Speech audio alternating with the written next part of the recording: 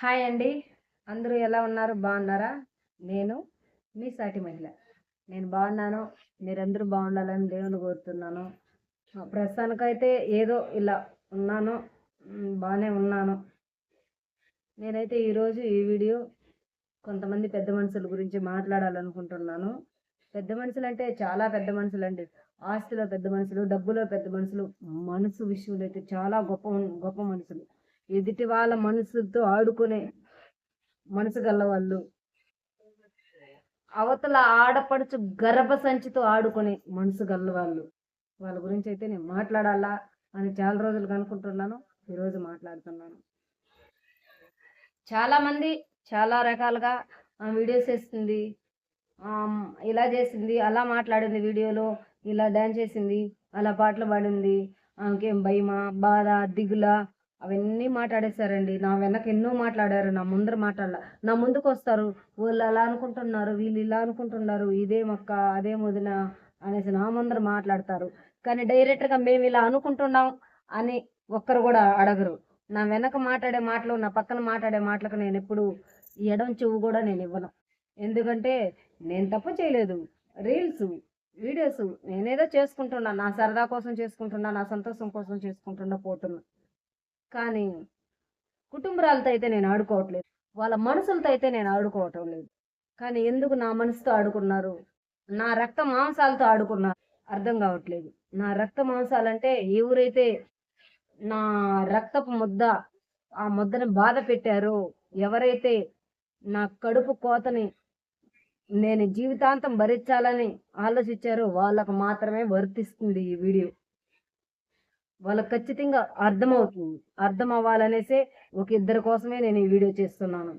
మీకు ఎలా మనసు వచ్చింది, మీకు ఎలా ఇలా చేయాలనిపించింది, మళ్ళా ఇలా చేసింది కాకుండా, మీరే దగ్గరుండి పంపింది కాకుండా, మీరే అన్ని చేసింది కాకుండా, ఎదుటి వాళ్ళ జీవితాలతో మీరే ఆడుకునేది కాకుండా, వాళ్ళ కంట్లో నీళ్లు సంవత్సరం రోజులు ఒక మనిషిని ఏడుపు దుఃఖంలో పెట్టింది మీరు కాకుండా, మళ్ళీ ఎలా మీరు నన్ను ఎన్నో పాపాలు చేసింది అందుకే ఆ యొక్క కళ జరిగిందని ఎలా నిందించగలుగుతారు?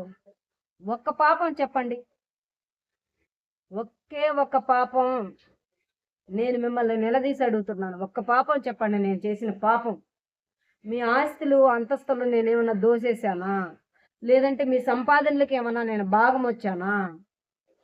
లేదంటే మీ దగ్గరకు వచ్చి నేను ఇలా కాదమ్మా నాకు ఇలా జరగట్లేదు ఏమన్నా నేను అడుగుతున్నానా?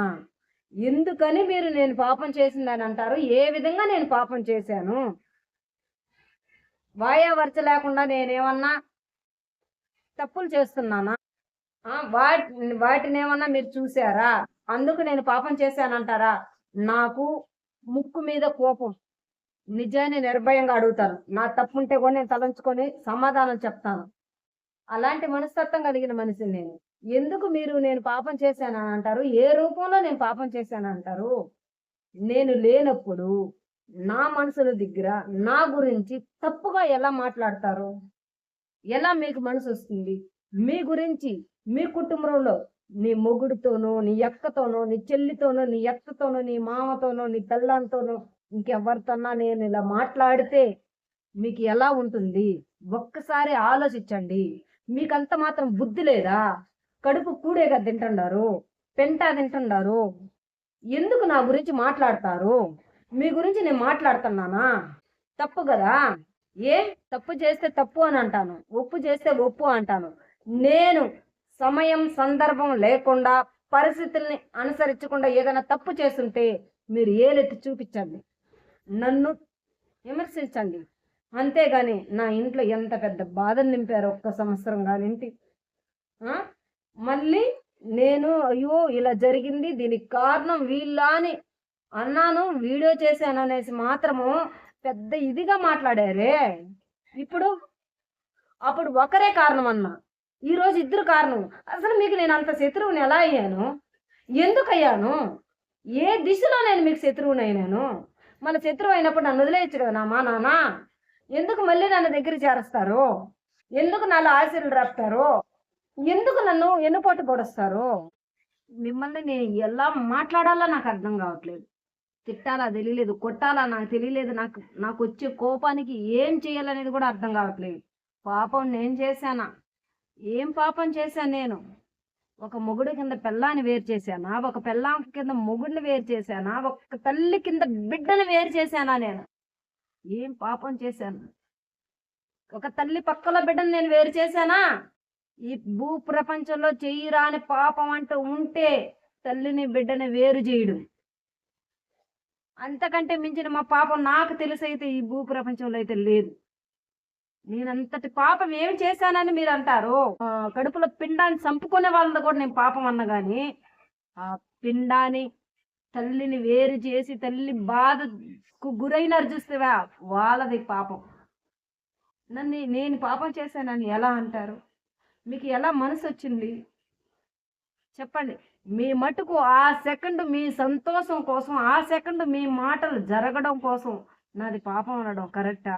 పాపం చేసుంటే అక్క నువ్వు ఈ పాపం చేసావు, చెల్లి నువ్వు ఈ పాపం చేసావు, వదిన నువ్వు ఈ పాపం చేసావని ఏలెత్తి చూపించండి, నేను తలంచుకుంటాను.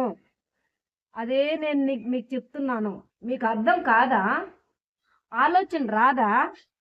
మనిషి పుట్టుకే కదా పుట్టారు. ఏదన్నా అడవిలో జంతువు పుట్టారా?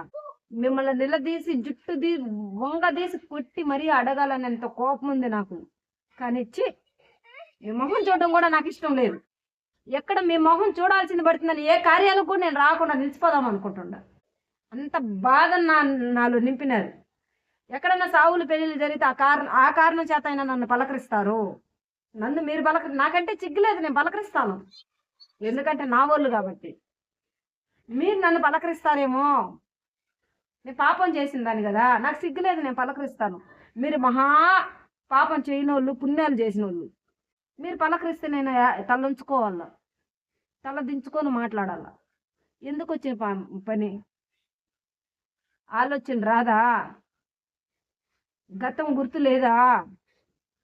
వర్తమానంలో ఎలా బ్రతకాలనే ఆలోచన లేదా?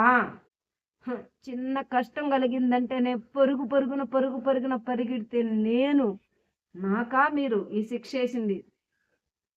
కానీ పాపం చేసినాను అన్నారు చూస్తువా, పాపం ఎవరి పాపం ఎంత కాలంలో పండాలో ఖచ్చితంగా భగవంతుడు పండిస్తాడు. నేను నమ్మే వెంకటేశ్వర స్వామి సాక్షిగా చెప్తున్నాను, ఖచ్చితంగా పాపాలు పండే రోజులు దగ్గరలో ఉన్నాయి. చూడండి కావాలంటే. డబ్బు ఈరోజు వస్తుంది, రేపు పోతుంది, కానీ మనసాక్ష, బంధాలు, బంధుత్వాలు ఎప్పుడు నిలకడగా ఉంటాయి. దీన్ని నేను నమ్ముతాను. హాయ్ ఫ్రెండ్స్, ఇదే చెప్పాలనుకున్నా. బాయ్.